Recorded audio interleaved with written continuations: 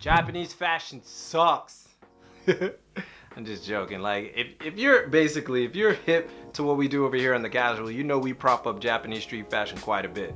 I mean, that's good for you, and that's good for you, and that's good for us. But there are some distinct criticisms that we would be remiss if we didn't mention them. Now, I'm your boy Reggie Casual. We're gonna break it down from thecasual.co. We're gonna give you 5 disappointing things about Japanese fashion, because there are some things that aren't so good that we definitely should talk about.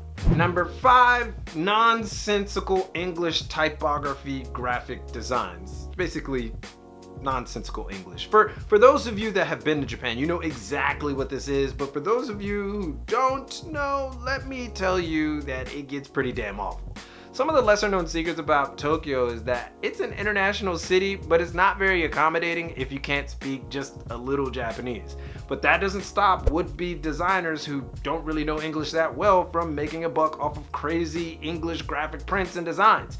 Check out any boutique and you'll almost certainly see something that doesn't make sense if it has English like typography. So yeah, to all those claiming cultural appropriation by cats in the West, using Japanese characters on their clothes to make it look edgy, you'll be happy to know that the Japanese designers do the same exact thing with English. But are you gonna tell the Japanese to stop doing it though? Are you gonna do that? You probably not. You probably not. You're just super fan of Japanese stuff. Yeah, it's actually terrible. It's not cool. Number 4, overpricing. Now, have you ever seen the price range of Mastermind?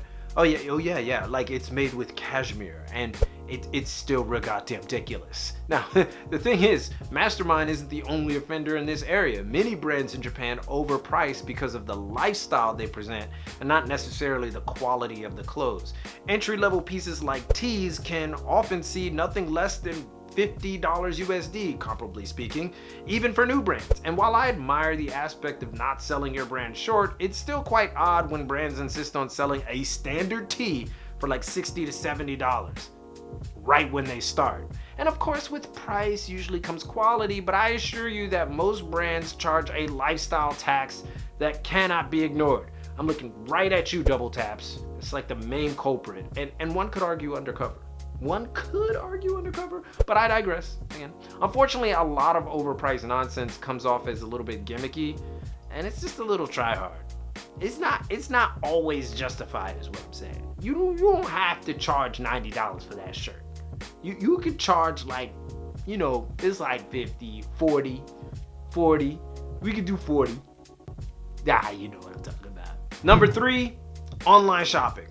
Yep, that's right. Online shopping. Online shopping in Japan is very close to the worst thing that you could possibly do to yourself. The worst thing. Unless you're like a masochist or something. Not like the sexual one, like the regular one. You like pain. You know what I'm saying. Unless you're one of those, you'll steer clear from online fashion sites in Japan. Admittedly, this has gotten better in the last few years, but get this, most Japanese sites don't have online payment gateways like PayPal, which is a real pain sometimes, and almost all of them require a Japanese name and address, so if you don't know how to Japanify your name, then you're just out of luck, buddy. You gotta Japanify it. And finally, and probably the most aggravating, many shops have no online site at all, and if they do, it's only like a sample of their entire stock, so you have to go to the store physically in many situations. And if you know anything about Japanese trains, you'll know that they're pretty convenient, but it still sucks getting caught in rush hour, which seems like all the damn time. All the time. Now, on the flip side though, Japan still accepts cash on delivery and credit card payment plans, so that's good. A small consolation for the inconvenience, I guess. And those credit card payment plans, like, you could pay like 3 times, like over 3 months, you could pay for the item that you bought, like in 3 months. It's like layaway, but you still have the item. It's crazy. Number 2, sizing. You knew this was coming, right? It's been the bane of every Japanese street fashion enthusiast since the beginning of time. The beginning of time. The land before time. You know how many messages I get asking about sizing? Like hundreds.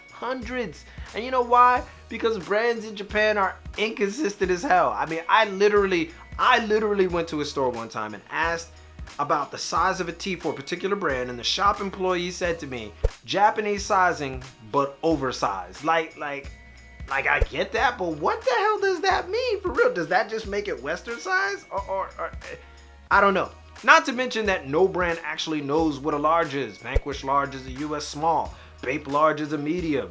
Neighborhood somewhere in between. Undercover is the same as Bape for Mad Store, but different for undercoverism. Like, how the hell can you keep up? You know, we gotta have some consistency here. And let's not even talk about sneaker size. You got a particularly big foot, maybe size 11 to 12. Yeah, well, good luck, guy. There are virtually no 12s for any brand outside of the big ones in Japan. And even then, it's like one. Like, you get one 12.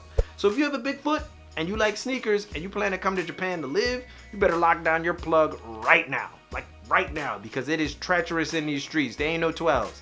There's barely 11s. There's barely 10 and a halves. It's barely 10 and a half. I wear a size 11, man. I had to drop down a size. 10 and a half. That's it. That's the limit. What are you gonna do? You can't do nothing. But none of them hold a candle to number one, which is basically tacky takes on Western culture. Now, all jokes aside, Japan often takes Western culture and props it up really well. They take the patience and time to understand the clothing, and in most cases the culture, and they come correct. I mean, vintage Americana stores are all over Tokyo, and it's a breath of fresh air, except for the pricing, which I talked about earlier. But sometimes, just sometimes, Japan gets it wrong. Like, quite often, designers become so enthralled with like a particular movie or a culture without researching it properly and understanding why these cultural cues exist in the first place in said media.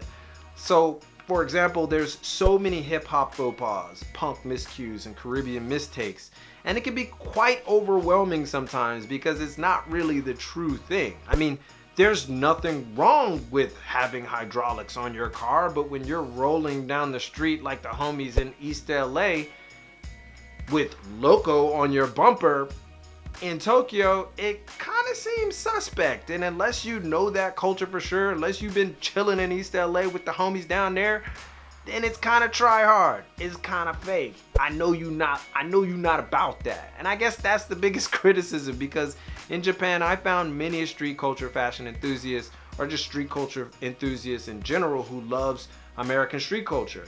Many genuinely think Westerners, Americans in particular, that's not me, that's them. This is anecdotal, but they think they're like the coolest people on the planet. And sometimes they want to imitate what they do. Americans, that is. Now, they thinking it's just how they act, and they don't really understand the circumstances under which those cultures were fostered. It's like the Japanese movement of kids who tan themselves like really dark and put braids in their hair and wear afros. Like, I don't care. I understand you like the culture, and I personally have no problem with you and how you treat your body. In fact, I think actually it looks kind of good in most cases, but understand that there are people who live those lives and have no choice but to wake up like that. And the way that this aspect pours into Japanese fashion so often can be a bit disheartening. I mean, I don't care if you want to be something you're not. I mean, I always wanted to be Nightcrawler. I wanted to be Nightcrawler. I wanted to transport myself everywhere, you know. But when I realized that the science behind it was just ridiculous, I gave up on that idea.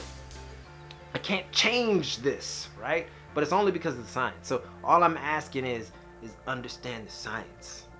I don't know how that makes sense, but just you know, if you do it, be about it, is what I'm saying. Don't be like, yo, I don't know. It's definitely number one though. But it's not all bad, of course. You know, your boy loves Japanese fashion and Japanese brands, all that good stuff. There's still plenty of brands and collections in Japan that are awe-inspiring, and you'd be a fool not to pay attention to them, unless of course they exhibit any of the 5 things on this list. In any case, tell us what you think the worst aspects of Japanese street fashion are, because there are a lot that people don't like. Alright, so maybe we missed something. Like, do you totally disagree with our list, or did we miss something? Turn your thoughts into action in the comments, and be sure to connect with us on Instagram and Twitter.